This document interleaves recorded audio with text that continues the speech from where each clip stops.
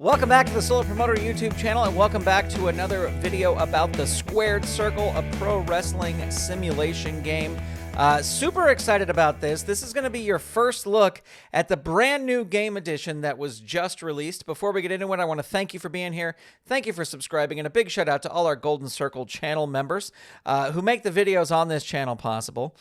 So today is July 31st, 2025, and this was released today, in fact, just hours ago. This is the classic New York 1970 through 1983 game edition. This is the Squared Circle game by ST Patrick. It's available from lulu.com. I will have a link to it in the show notes. You can get it as a PDF, you can get it as a hardcover, and you can get it as a soft cover. And it goes from like $29 to $39 to $57, I think, something like that. Anyway, for hardcover, softcover, and PDF. PDF, $29, sorry. And so I picked up the PDF and the hardcovers because I just like the way the hardcovers look on the shelf. So this was a long-awaited game. People have been wanting this for a super long time. As you can see, this is sort of the WWWF version of wrestling. And let's just go through it. I have not looked at anything except for this cover. So let's scroll through. And actually, I'm going to make this a little bit smaller just so we can see what is on each page. Yeah, that looks a little bit better. So here's all your information. Table of contents. So there's an introduction. There's a different territory. Pinfall submission chart. All these games, all the territories sort of have their own pinfall submission charts. Notes, clarifications, and homebrews. Adding and subtracting PowerPoints for wins and losses. We've got our Quickplay Charts. We've got Finish Him, codifying the end of match rules. We've kind of had a little bit of that before. We have the ever-popular Wrestling Raffle Chart. We've got Triggers, creating protective storyline moments. So it'll be interesting to check that out. Classic New York triggers.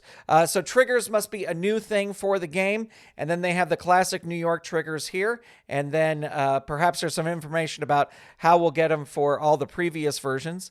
We've got the singles wrestlers, the singles rankings, and original PowerPoint totals. Then we've got tag teams and their rankings and totals. We've got managers. And then we have some of the classic matches that they had during this time. The alley fight, the boot camp match, steel cage match, opening of the card battle royal, 3 out of 5 falls match, boot camp match, player added wrestler notes, and title histories. I think those are the pages that you can kind of fill in. Now, as we go through this, I'm not going to show you. Maybe we'll look at one wrestler card and like one tag team thing or one or two. But I'm not going to show you a ton of the different cards in here because if you want to get this, you should buy it yourself, you know. So here's a little information from ST Patrick up at the top, talking about his experience with the territory and maybe a little introduction. Read that another time. Here's Introduction to Classic New York, the WWE before 1984. So this gives a little history, a little backstory about everything. How the Squared Circle includes Excluded Wrestlers. Please remember that while this is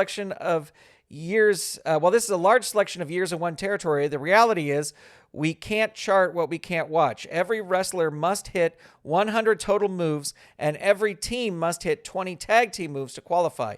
To chart these, there must be enough video from the territory videos to do so. This means that some of the early 1970s champions are not available. Teams like the Mongols, Karl Gotch and Rene Goulet, and Chief Jay Strongbow and Sonny King are not available. We were not happy with the amount of territory footage available for Buddy Rogers, so he is not included. However, we will try to get Buddy Rogers in a later conglomeration book of the black and white television wrestlers. So anyway, just a little bit more info about how ST Patrick goes about charting these wrestlers and who he includes and who he doesn't include. Here's a different kind of territory. You got a lot of information about, different roles and what the managers do and things like that. Then we have the pinfall submission chart. So for each little territory, these are a little bit different. They are tweaked a little bit. You can just use the standard one that came with the original rules. You can use any territory, whichever you feel like. You can use those. And a few territory books ago, we introduced you to manager control ratings, whereby the managers can roll for control to do a move. This will be null and void for this book. On the arena shows, managers were escorted to the back before the beginning of the match, the face manager to applause, and the heel manager often being led out on the arm by a chorus of boos. On big arena shows, they really didn't get involved in any way until 1983, and even then, rarely. And the countouts. One of the most surprising aspects when rewatching Charting the Territory in this era were the number of countout finishes. In an 8-match arena show, it was not uncommon for 4 matches to end in pin or submission, 2 to end in disqualification, and 2 to end in countout. And then they go a little bit into the Madison Square Garden card structure. Due to curfews and other considerations, it was not uncommon for the MSG card's main event to occur halfway through the show. A second main event would then end the show, often ending with the bell ringing mid-match due to New York City's curfew. And then we get the section that is adding or subtracting power points for wins and losses. I can talk about that here in a second. We have our quick play charts. And then the quick play end of match charts. I'm just going to zoom past those.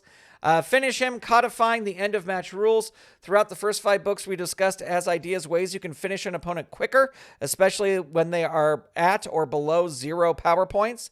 This will lead to fewer time limit draws and more clean finishes. And so they talk a little bit about this as well. There's a bounty match exemption. But different ways that you can do that. Ending the match more swiftly throughout the first 5. Okay, this is the same thing. These ideas were largely suggestions and homebrooms, but now we have decided to codify them as rules. This chart will help visually present the rules on page 10. So these rules here. Level 4, all A to D rated moves become A rated moves. This does not apply to E rated moves. Level 5, all A to D rated moves become A rated moves. Add plus 25 to wrestler move set rolls. All unrated moves are C rated single asterisk moves. So all unrated moves become that. And then continues down to here. Then we have the wrestling raffle chart, which I'm not going to show you a ton of. We're just going to skim past this quickly because those are different things usually when you roll doubles. Veteran gamers of the Squared Circle have probably run into the same problem. This is for triggers at one point or another. You don't want a fluke event to ruin the future booking of your territory. Yet you also don't want to overimpose your will so that rolling the match becomes meaningless. In these cases, we have long used what we call triggers. Triggers are if-then statements or conditional statements that are activated by a condition being met in your match or in your territory. When that condition is met, the outcome is activated or triggered. There are 2 kinds of triggers, general and specific. General triggers may be philosophical things you want to impart on your territory. Specific triggers are ones that apply to individual wrestlers or tag teams. These 2 categories can be divided into permanent and situational triggers. Okay, I'm not going to read all through this, but this is sort of the new gaming rule on here. And then we've got some classic New York triggers in here. And then we get our first wrestler card, which is Bruno Sammartino. You can see all his info here. Looks just like a standard card. And there we go. Let's take a look at the list of all the wrestlers who are included in this book. All right, so here are our singles rankings and original PowerPoint totals. Number 1 is Bruno Sammartino with 1,000 PowerPoints. Andre the Giant, number 2, also with 1,000 PowerPoints. Bob Backlund, Pedro Morales, Superstar Billy Graham, Superfly Jimmy Snuka, Ivan Koloff, Iron Sheik, Gorilla Monsoon, Haystacks Calhoun, Ken Patera, Hulk Hogan, Chief J. Strombo, Pat Patterson, Stan the Man Stasiak, Larry Sabisco, Ivan Putski, Magnificent Morocco, Sergeant Slaughter, Ray the Crippler Stevens, and then so on and so forth. Bringing up the rear, Blackjack Lanza, Moondog Spot, Dick Murdoch, Dean Ho, Tiger Chung Lee, and Billy White Wolf. Oh, no, there's even more. Sorry. That's not the bottom. That's 71 through 76. The bottom is Black Demon, Joe Mascara, Frank Monti, Jeff Carney, Pete Sanchez, Silvano Sousa, and the Golden Terror. And the first first two tag teams we'll look at, Andre the Giant, Jimmy Snuka, and Billy White Wolf and Jay Strongbow. So these are your tag team pages. These are what you use when you're teaming Andre the Giant, Jimmy Snuka, or Billy White Wolf and Jay Strongbow. Let's fast forward to the tag team page so we can see which tag teams are included in this set. All right, here is the tag team rankings page. Number 1 with 500 ranking points are the Wild Samoans. We've got Tony Gurria, Rick Martel, Mr. Fuji and Professor Tura Tanaka, Ivan Putski and Tito Santana, Chief J and Jules Strongbow, Jimmy and Johnny Valiant, Jerry and Johnny Valiant, Tony Parisi, Louis Sheridan.